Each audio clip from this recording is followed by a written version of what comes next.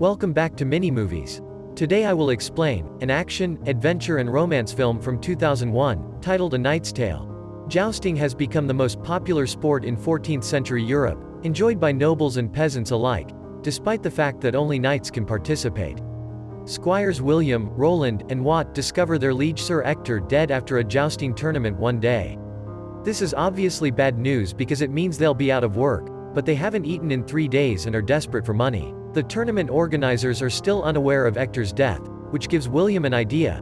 He'll pretend to be Ector and finish the competition. He's always wanted to be a jousting knight, and he's previously assisted Ector in training so he knows how to fight. Nobody will be able to tell the difference if the helmet is worn at all times. Roland is initially skeptical of the idea, but he and Wat decide to assist anyway and see what happens. During the tournament, William surprises everyone by winning with ease, earning him a priceless gold feather as a prize. The trio later sells the feather and divides the proceeds equally among themselves. However, William has a thought and returns the money, leaving his friends with only 1 coin each. He believes they can continue the farce and become champions, so the money should be spent on new equipment to help them win even more games. Roland and Wat are opposed to the idea and even fight William to reclaim their money. But William does not give up and eventually persuades the good in their hearts to assist him. The trio purchases new equipment and spends the time leading up to the next tournament hard training until William does not miss a single hit. A month later, they're driving to their next competition when they come across a naked man.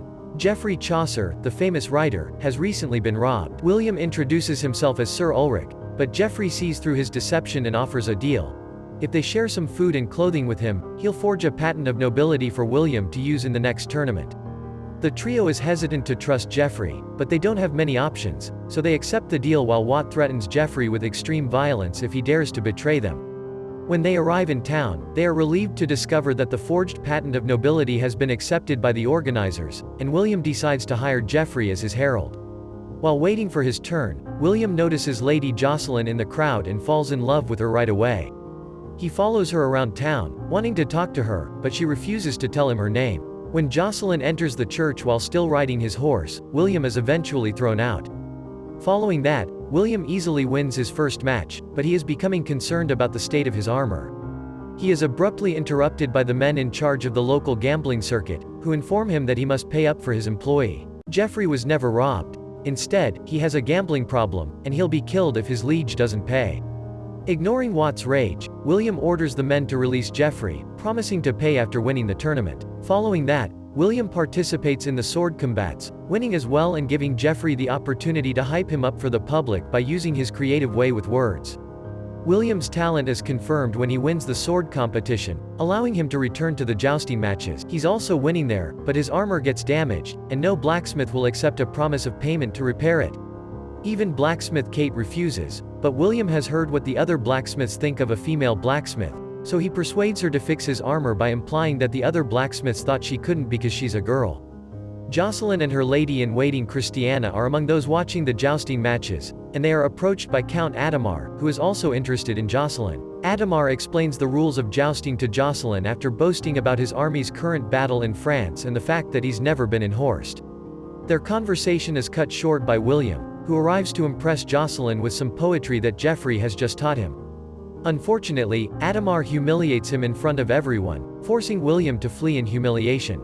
Geoffrey announces William with great fanfare before the next match, making up stories about his great deeds. William fights well, but Adhemar tells Jocelyn that he lacks style and technique, despite admitting that not properly protecting his eyes makes him fearless. William's opponent is hurt and knows he's already lost, but he's never failed to finish a match before and would like to do so this time.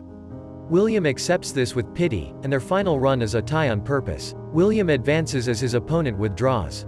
Adhemar believes that not finishing his opponent makes him weak, but Jocelyn sees it as a great act of mercy. Later that evening, Adhemar sends Jocelyn a message saying he'll win the tournament for her, but she doesn't care because she knows he wins for his own ego and prefers women to remain silent. She is more impressed by the fact that William is the only knight who has not promised to win for her, so she may let him win her heart. The next day, Jocelyn sends her pashmina to William as a good luck token, and even lets Christiana tell him her name for the first time. William's final match is against Adhemar, and while he starts off by winning the most points, Adhemar decides to finish him off by taking advantage of William's lack of facial protection and hitting him on the head, knocking him out. While unconscious, William recalls watching knights as a child and wishing to be one himself. Most people thought it was impossible for a peasant to achieve his goals, but his father, John, encouraged him to pursue his dreams. When William awakens, Adhemar is picking up Jocelyn's pashmina and, before handing it to her, challenges William to seek him out after he trains more. William still won the sword tournament, which means he'll be able to pay the gamblers and Kate. Speaking of Kate, she observes that William has been wearing armor that was not custom-made for him and offers to make him a new one in exchange for them transporting her to Paris. William declines her, eager to leave, but Christiana appears to confirm his attendance at the banquet because Jocelyn wants to match his colors. This causes William to reconsider leaving, and after stating that he will be wearing green, the group gets to work. Roland will prepare William's clothes while Geoffrey teaches him how to dance. Unfortunately, the classes aren't going well, so when Kate discovers them arguing, William apologizes and persuades her to teach them better. During the banquet, William has the opportunity to converse with Jocelyn and recite more poetry to her.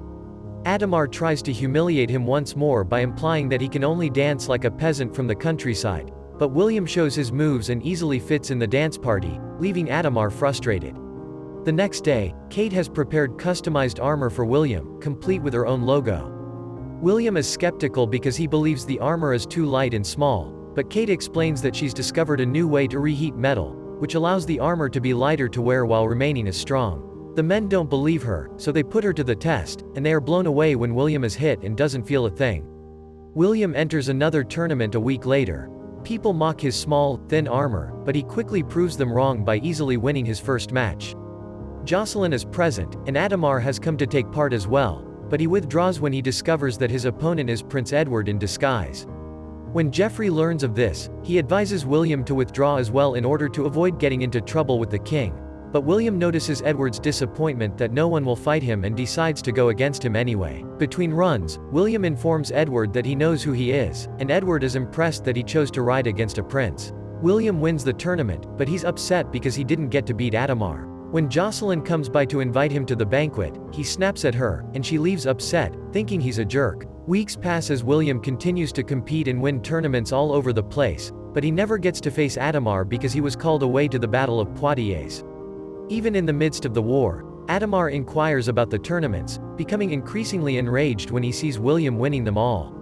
After a month of not seeing Jocelyn, William decides to write her a letter in an attempt to win her back. Geoffrey fills it with his own poetry and the feelings their friends share about their old loves because he isn't very good with words. Watt is in charge of delivering the letter to Jocelyn, who is overcome with emotion at such kind words. Watt returns to the group the next day with a message from Jocelyn for William. She promises to come to Paris to see him joust and sends him a light kiss on the lips for good luck. Later, Geoffrey decides that since Adhemar will not be competing in this tournament, they can bet on William's victory. Meanwhile, William meets Jocelyn at the local church. Unfortunately, Jocelyn is quickly disappointed. She had expected more poetry, but instead, William promises to win the tournament for her, as all knights do. Tired of the charade, Jocelyn issues an ultimatum to William. If he wants to prove his love for her, he must lose in her name.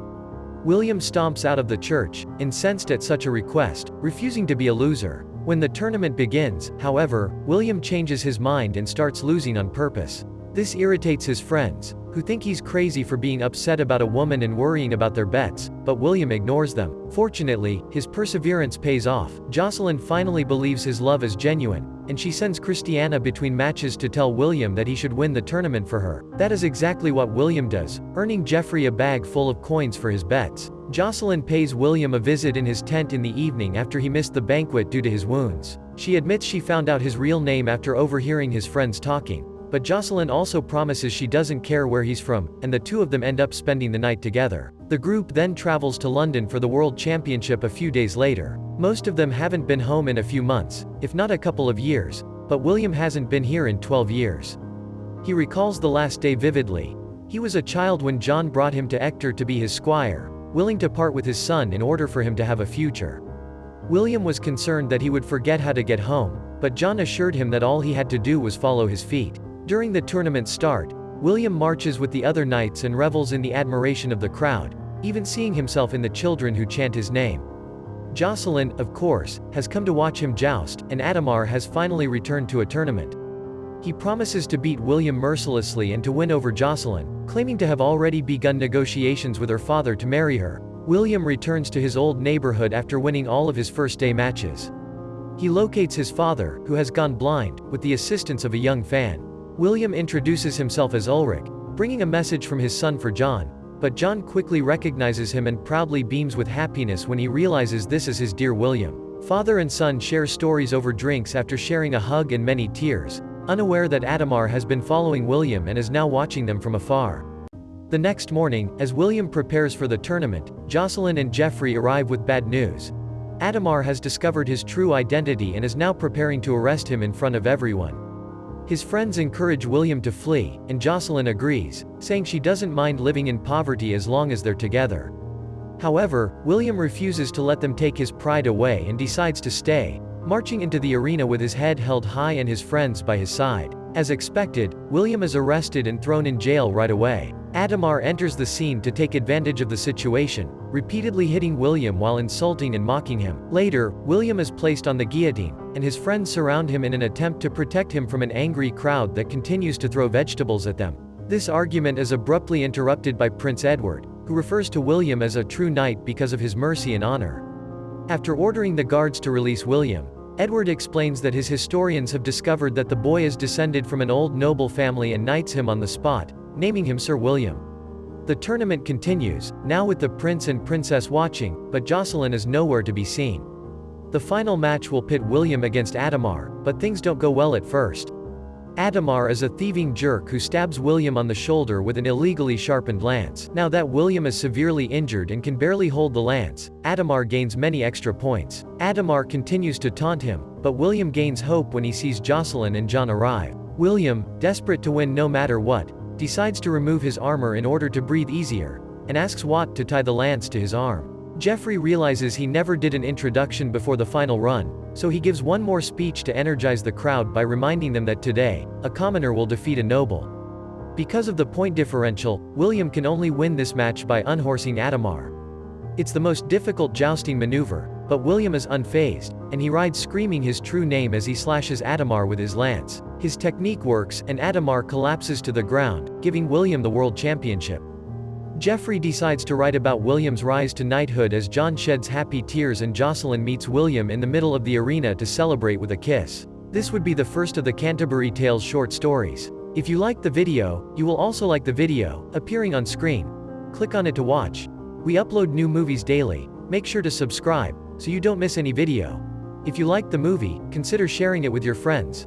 Show that you care about them. Thanks for watching.